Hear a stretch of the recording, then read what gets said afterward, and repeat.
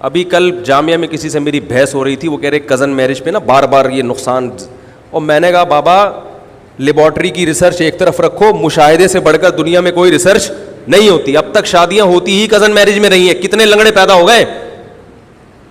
وہ کہہ رہے ہیں آپ سائنس کی تحقیق کا انکار کر رہے ہو. میں نے کہا میں مشاہدہ کر کے بتا رہا ہوں, نظر آ رہا ہے. ایک دیکھو, ایک ڈاکٹر آپ کے پاس آ کے افلاطونی جھاڑے بقراتی کہ ایکچولی جب ہم, وہ آپ کو سمجھا رہے ہیں کہ ہم جو روٹی کھاتے ہیں اس سے پیٹ کیوں بھرتا ہے اور طاقت کیسے آتی ہے. ایکچولی جب لیبارٹری میں ٹیسٹ ہوا تو جب ہم نے منہ میں نوالا رکھ کے چبایا تو اس سے نشاستہ پیدا ہوا, تو وہ لعاب میں مل کر کاربوہائیڈریٹ بنا, تو گلوکوز بنا. پھر وہ تو جب وہ پیٹ میں گیا تو میدے نے یوں کیا, پھر یوں کیا, پھر جگر نے یوں کیا.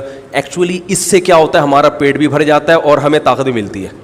آپ کو بھائی جان آپ کی تحقیق بہت اچھی, لیکن یہ تحقیق صدیوں پہلے آدم علیہ السلام کر چکے ہیں, اور آپ کو میں درجنوں دفعہ کر چکا ہوں. میں جب بھی پراٹھا کھاتا ہوں پیٹ بھی بھرتا ہے اور طاقت بھی آتی ہے, ٹھیک ہے نا. اس افلاطونی اور بقراتی کو جھاڑنے کی ہمارے سامنے ضرورت نہیں ہے. یہ تو دن رات ہم روٹی کھا کے پیٹ, تو مشاہدے سے بڑھ کر دنیا میں کوئی دلیل. یہ جو حکیموں کی تحقیقات ہوتی ہے نا, ان کے پاس لیبارٹریاں تھوڑی ہوتی ہیں, تو تجربہ کر کے کئی کو مار چکے ہوتے ہیں, پھر اس کے بعد جا کے کہتے ہیں یار یہ فٹ آ رہی ہے اس کے اوپر. ہاں یہ تو صدیوں کے تجربے ہیں نا ان کے. تو وہ انہوں نے دیکھا یار یہ جب کھلایا, یہ والی چیز یوں کر کے کھلائی تو نزلے کو فائدہ ہوا, تو 10 لوگوں پہ تجربہ کیا نوٹ کر کے, پھر اس طرح سے ان کی دوائیں وجود میں آئی ہیں. وہ بڑی فائدہ مند ہیں. کینسر کے علاج بھی حکیم کر دیتے ہیں, حالانکہ حکیم کو نہ کینسر کا جراثیم کبھی اس نے خوردبین سے دیکھا ہوگا. میں نے ایسے حکیم دیکھے ہیں جنہوں نے کینسر کا علاج کیا ہے, حالانکہ میڈیکل سائنس جہاں تک پہنچ چکی ہے حکیم وہاں تک نہیں پہنچے, لیکن علاج کر دیا انہوں نے, اس لیے کہ وہ تجربے کر کر کے, صدیوں کے تجربے ہیں نا, مشاہدات تجربے. تو مشاہدے سے بڑھ کر کوئی دلیل ہوتی ہے. اگر کسی کے ہاں کزن کے ہاں معذور بچہ پیدا ہوا تو جتنے معذور کزنوں کے ہاں ہوئے ہیں نا, اتنے ہی ریشو غیر خاندان میں شادی کے بھی ہیں.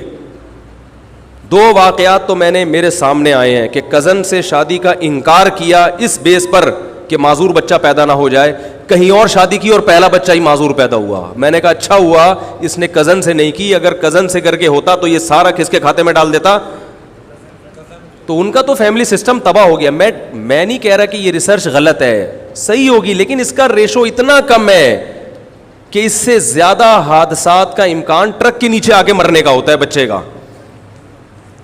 تو ان چیزوں کو زیادہ لفٹ نہیں کرایا کرو, جو یہ نیچر ہے. اور ایک ٹیکنیکل بات کر کے آگے چلتا ہوں. کزنوں کی ٹوٹل کتنی قسمیں ہیں بھائی؟ 3 کہاں سے ہو گئی؟ کزنوں کی ٹوٹل کتنی قسمیں ہیں؟ ابے بھائی کیا ہو گیا آپ لوگوں؟ 4 قسم کے کزن ہوتے ہیں. چچا زاد, پھوپھی زاد, خالہ زاد اور ماموں زاد. تو دیکھ لو اللہ نے 4 کی اجازت دی ہے کہ چاروں کو نمٹا دو, ٹھیک ہے نا. نہ خالہ پریشان ہو, نہ ماموں پریشان ہو, نہ پھوپھی پریشان ہو, نہ چاچا تایا پریشان ہو. تو یہ تو ہمارے مذہب نے اشارے دے دیے اس طرف, بڑے پاورفل اشارے دیے ہیں. اور قرآن میں اللہ نے الگ سے بیان کیا کہ اے نبی ہم نے آپ کے لیے سب ان عورتوں کو حلال کیا, اور ان کے ساتھ ساتھ وبنات عمک, آپ کی پھوپھی کی بیٹیاں, وبنات عماتک, وبنات عمک آپ کے چچا کی بیٹیاں, وبنات عماتک آپ کی پھوپھی کی بیٹیاں, وبنات خالک ماموں کی بیٹیاں, وبنات خالاتک اور آپ کی خالہ کی بیٹیاں. الگ سے اللہ نے بیان کیا ہے. تو میں نہیں کہہ رہا کہ آپ سائنسدانوں کو برا بھلا کہیں, بولے بھائی آپ کی تحقیق ہے لیبارٹری میں ہوگی صحیح, ٹھیک ہے, لیکن ہم تو دیکھتے ہیں کہ ہمارے یہاں تو ہو رہا ہے, اور اللہ کا فضل ہے, بڑے کامیاب رشتے ہوتے ہیں. اگر کسی کے ہاں ایک اللہ نہ کرے کوئی لنگڑا ہو گیا تو وہ تو ہم نے غیروں میں بھی دیکھا ہے, 2 لنگڑے ہوئے تھے ان کے یہاں. سمجھ میں آ رہی ہے بات؟ تو ہاں میں یہ ضرور کہتا ہوں کوئی بیماری پہلے سے خاندان میں چلی آ رہی ہے تو پھر باہر کر لو تاکہ وہ آگے نہ جائے, جو پتہ چل جائے پہلے سے. لا الہ